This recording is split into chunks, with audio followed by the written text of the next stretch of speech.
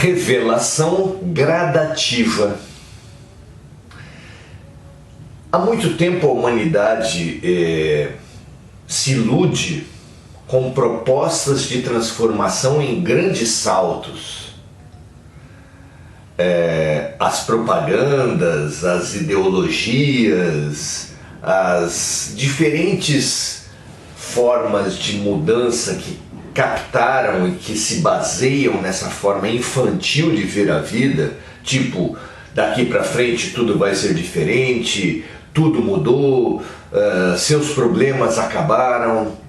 É assim que a humanidade pensa, é assim que a publicidade manipula, é assim que a gente tem se enganado há muito tempo, inclusive no campo religioso, não é? Mas também no político, no consumo, nas relações afetivas, etc. Né? Por todo lado, esse é o pensamento mágico que Paulo Freire tão bem caracterizou como início de um processo de mudança. No início de um processo de mudança, a criatura é tomada por uma euforia infantil que pinta tudo de cor-de-rosa, achando que a casa mudou assim. Não muda, é claro, e gradativamente a gente vai amadurecer, o nosso destino é inevitável.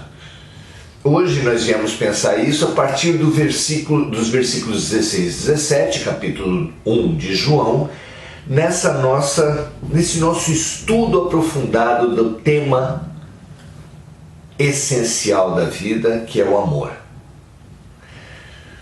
Nessa passagem, o evangelista nos fala assim, lá no início do Evangelho de João: e todos nós recebemos também da sua plenitude. Aqui ele fala do Verbo, aqui ele fala de Jesus. E graça por graça. Porque a lei foi dada por Moisés, a graça e a verdade vieram por Jesus Cristo. Então, essa visão gradativa, essa visão consequente, que para alcançar-se qualquer degrau precisa passar pelos outros, não tem jeito, ela nos mostra, através da história, que a humanidade já se comportou, já teve a maturidade de um bebê recém-nascido, e foi recebendo respostas da vida, do alto, de acordo com seu nível de maturidade. Quando ele se postava como uma criança recém-nascida, que só pensa no atendimento das suas necessidades, o alto estabeleceu, atendia as necessidades, mas de acordo com o sistema de trocas do que surgiu a religiosidade de sacrifícios, de rituais, de punições e recompensas que nós tivemos, que marca o início da cultura religiosa humana. Aos poucos já não se mostrava mais suficiente ou necessária apenas essa revelação, mas surge a segunda revelação, que já diz que não é com ritos e doações e sacrifícios que se consegue a harmonia com o alto, mas é com a nossa própria atitude. Com a nossa própria atitude, inicialmente deixando de fazer as coisas erradas. Foi a revelação de Moisés: não cobiçarás a mulher do próximo, não prestarás falso testemunho, não matarás, e assim por diante. Na sequência disso, já modernamente, nós tivemos uma etapa de desenvolvimento, já que a anterior poderia ser comparada, por exemplo, ao início da criança engatinhando, caminhando nos primeiros passos. nós chegamos também ao ponto da idade dos porquês,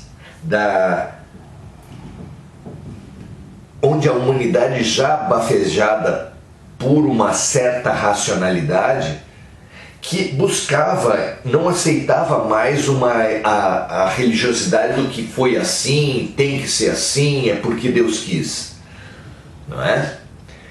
Era necessário então que a revelação se desse em bases racionais, com lógica. E foi assim que surgiu o Consolador Prometido, que veio explicar tudo o que já tinha sido dito. Não foi à toa que o Espiritismo veio à Terra com base num livro com mais de 1000 perguntas e respostas, 1019 perguntas e respostas. Mas é claro que essa relação de ofertas e sacrifícios que marcou o primeiro momento da relação da criatura com o Criador, é claro que ela, sem um aporte, sem uma relação mais profunda, ela se tornará apenas um regime de trocas, um mercantilismo, um toma lá da cá. É claro que mesmo a virtude negativa de Moisés, a contenção, a limitação, a repressão das atitudes negativas será somente repressão, será somente violência. E é claro que mesmo a revelação do Consolador Prometido, de Allan Kardec, também, se for apenas razão, apenas intelectual, ela pode cair num intelectualismo, numa vaidade. E então, tudo isso tem uma essência, tudo isso tem um remédio que, para não cair nesses excessos, nós precisamos temperar tudo. Todas as nossas relações com o alto têm que ser inundadas, fertilizadas por Jesus.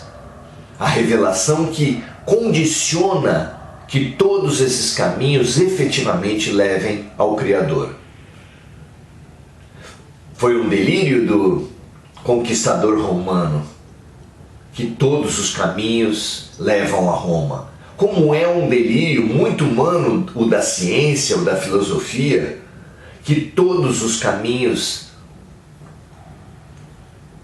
que todos os caminhos se reduzem à razão, que toda a razão nos levará ao amor, a Deus, à realização, à felicidade.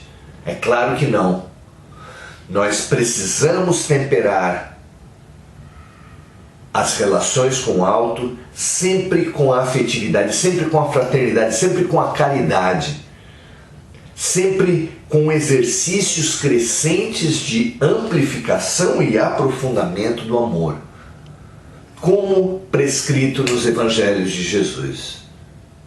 Jesus é o tempero que tem condições de salvar mesmo o mercantilismo, mesmo o judaísmo, mesmo o cristianismo e mesmo o espiritismo, que nas suas piores feições se humaniza, se aliena da tarefa fundamental do homem: amar a Deus sobre todas as coisas, amar o próximo, amar a si mesmo.